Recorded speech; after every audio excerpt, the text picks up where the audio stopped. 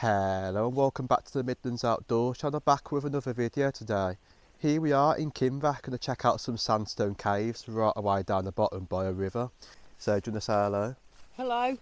So you're going to wait with the bikes while I go down and film it. So let's go and check it out. It's going to be interesting to see what it's like. I've seen a few videos on the internet. Don't know the specific history to it, but I've actually found this, what I'm going to show you in a little while. And I'm also going to get some drone footage overlooking the Brindley Hall right away to the back and then the surrounding areas. So let's get into the video and let's go and explore these caves. Brindley Hall is a Grade 2 listed building in Kinver, Staffordshire, England. The house was once owned by James Brindley, the man who played a part in the building of our canals such as the BCN and several other canals. He played an essential role in shaping the way the canals were built during the Industrial Revolution. The Roman baths situated further down were possible garden features from the 18th to 19th century for the Brindley Hall. Mixed Roman style with later Victorian build. No specific information could be found on the baths, but its architecture is amazing to see. So let's go and explore these historic features and go and see the caves.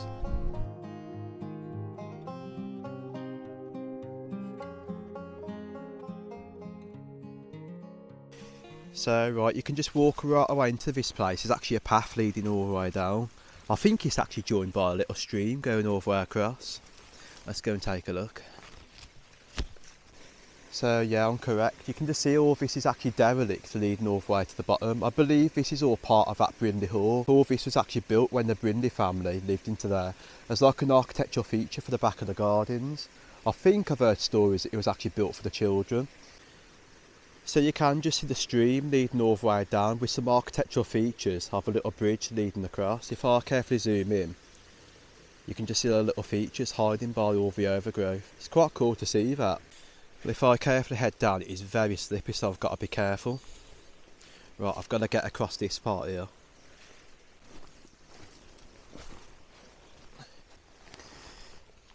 But you can just see they're not that big at all. So you've got to duck down into these ones. Got some fly tippings over here. Someone's dumped a sofa over the road. But look at this. It's quite cool to see these though. There is quite a lot of these caves in Kinver. And I've noticed as well, coming all the way down to here, I've seen signs for rock houses. There's actually other little bits and pieces for caves. So in a later date, I'm actually going to go down there and go and check it out. I've just noticed the roof on this cave is actually crumbling. I can hear bits and pieces dropping. So I'm going to be very, very careful. Right. That was awesome coming through there. Wow. But it does make you wonder how old these caves are. I've heard people say it's got like Roman build and Victorian build to it. But if I view all the way in front, you can see the brick wall leading all the way across. I might actually go to the top and see what other things we can find over here. But you can see it's actually supported by brick columns, supporting the back wall all the way across. There is actually a little door going in, and there's also another little cave that joins all the way back around to where we come from. So right, I'm actually spoilt for choice of where to go. You can go that way to lead. I'll tell you what I might do, I'll leave that cave till last. I'm actually going to go and check out this one first. So let's have a careful look inside here. But wow, look at the architecture of this leading all the way up. I like how it's got that like archway leading all the way down. Some really cool architecture. But inside here it's quite dark. You can see the other side where the architecture's on that angle. So it is making me wonder what these are here. Maybe a little fireplace or something. But look at that. And then viewing all the way out, we can see the brick wall onto that angle. But right, I will come back to this bit in a little while. I'll get you some cinematics. And I'll also get you some cinematics in the other ones so you can see them one more time. So the bit what I'm interested in is these corners here. So I can just see there is even more brick walls, and it looks like there was more caves. As the walls collapsed, it's obviously covered bits and pieces up. So we can see there is a brick wall leading up. I've heard something on the internet about this back corner here of a tunnel that actually leads to the Brindley Hall. I don't know how true that is, but a lot of halls and manors had tunnels back in the old days called escape tunnels. I know one by me, there is stories of Haydenhill Park having an escape tunnel. But I reckon because it is quite big, but you can understand though, James Brindley working on the canals, it wouldn't surprise me if he built a tunnel going through the hall to lead to this section. So I think I'm actually going to go and check out up there and see what I can find. So I'm going to use this ledge, then walk all the way across. So right, let's be very careful. It's not as hard as what you think to walk up this really, but it is quite dangerous. This is very dangerous and sketchy. Just noticed a rock just fell right away to the bottom where my feet are. So underneath this is a massive drop, but I can't see where I'm standing. Because you can just sort of see all this overgrowth on here, the ivy. You don't know where the holes are in these brickworks. So if I carefully get up there now, fingers crossed I don't fall through. Right, here we go. So we can sort of see the back wall area there. I think I've heard about a tunnel section, so it could be here. If it is true, I really don't know. It's more than likely going to be from this angle, leading right to the Brindley Hall in front. So we can sort of see from the drone footage what I showed you earlier, the view of the Brindley Hall. It's definitely going to be on an angle going straight to it. But looking at it, it's probably buried right away under the ground. So there's probably no evidence of it at the moment. So right, do not try this at home. I'm standing right away on top of that brick, what you saw earlier, going on a slant all the way down. What I want to try and see is this in front, because it looks like a hole goes all the way in. If I can carefully get down, I'll see what it's all about.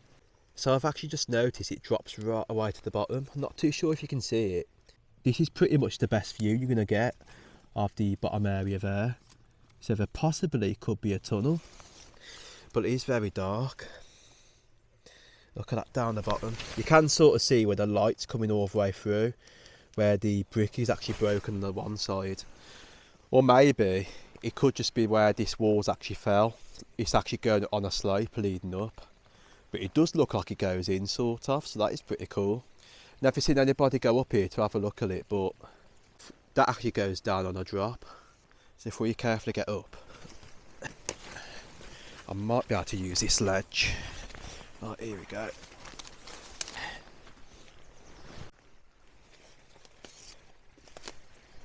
But you can sort of see the top end of that now, that goes all the way through. It looks like that hole from where I'm standing goes slightly under the stream sort of. I will give you a bit of a view from this corner here. You can sort of see the brick wall a bit better now, leading all the way through. And then just further over that way, there is actually stuff over there I can just see. Oh wow, this is a steep drop. Don't my foot going down that hole down there. Look at that. It's dangerous. But it's definitely that what I'm interested in, because you can see the drop leading to the bottom. Right, let's get back down. Better be careful, otherwise I'll be doing the splits. Right, let's carefully get across. I did notice if I come back to this angle, there's a massive hole in there leading all the way through. I think that's actually the back area to where we was, inside this cave. All this is eroding over time. It looks like it goes even further up. So I'm guessing there was another cave system right away inside there. But obviously because that wall collapsed, it's all hidden. So I'll come back to that cave in a while. I'm going to go and check out this one first now. It looks like this one goes all the way through. But you can sort of see what I meant earlier, how this brick wall is actually supporting the sandstone leading all the way up. Because it does crumble apart very slowly, as you can see at the moment. So I'm not going to touch anything. But you can definitely see how old these caves are in reality. But let's go into here and check it out. But right, it's only a small gap to go all the way in. Wow, this is so cool, it leads all the way around. But I think they've actually been doing work in here in the past by supporting the roof sort of. I think this has actually sort of been trying to collapse in the past. Wow, we can sort of see it does lead all the way through. They've put supports onto here for something. But it's making me wonder where this even goes to. But check how old that is, look at that. It's marvellous to think how this sandstone is really standing, considering if you touch it, it chips away very slowly. But look at that, it's very dangerous. Oh wow, there's actually a bat just hanging from the ceiling. Wow. So I'm not going to disturb the bat. What I'm going to do is walk all the way through and just see where this even leads out to. But yeah, it does come to the corner from where I was earlier. You can sort of see that sofa what's been dumped over the edge. I must say though, it's really amazing architecture. Just imagine the amount of time what was put into this to cave it all out. And it was actually caved by the Brindley family, so it's got a lot of history behind it. There's actually a butterfly there hibernating.